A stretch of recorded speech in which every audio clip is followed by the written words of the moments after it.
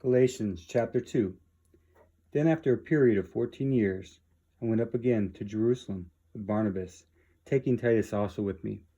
I went up by revelation, and I laid before them the good news which I preach among the Gentiles, but privately before those who were respected, for fear that I might be running, or had run in vain. But not even Titus, who is with me, being a Greek, was compelled to be circumcised. This was because of the false brothers secretly brought in, who stole in to spy out our liberty which we have in Christ Jesus, that they might bring us into bondage, to whom we gave no place in the way of subjection, not for an hour, that the truth of the good news might continue with you. But from those who were reputed to be important, whatever they were, it makes no difference to me. God doesn't show partiality to man. They, I say, who were respected, imparted nothing to me, but to the contrary, when they saw that I had been entrusted with the good news for the uncircumcised, even as Peter with the good news for the circumcised. For he who worked through Peter in the apostleship with the circumcised also worked through me with the Gentiles. And when they perceived the grace that was given to me, James and Cephas and John, those who were reputed to be pillars, gave to Barnabas and to me the right hand of fellowship, that we should go to the Gentiles, and they to the circumcision. They only asked us to remember the poor, which very thing I was also zealous to do. But when Peter came to Antioch, I resisted him to his face, because he stood condemned.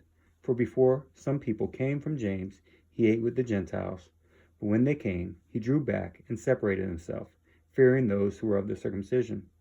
And the rest of the Jews joined him in his hypocrisy, so that even Barnabas was carried away with their hypocrisy. But when I saw that they didn't walk uprightly according to the truth of the good news, I said to Peter before them all, if you, being a Jew, live as the Gentiles do, and not as the Jews do, why do you compel the Gentiles to live as the Jews do?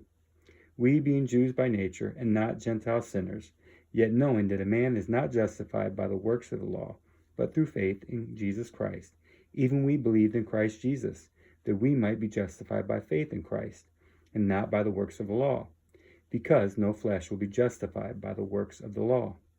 But if while we sought to be justified in Christ, we ourselves also were found sinners, is Christ a servant of sin?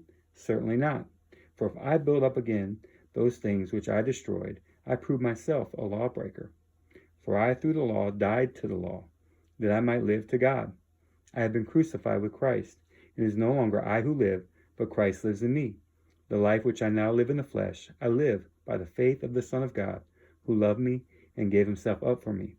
I don't reject the grace of God, for if righteousness is through the law, then Christ died for nothing.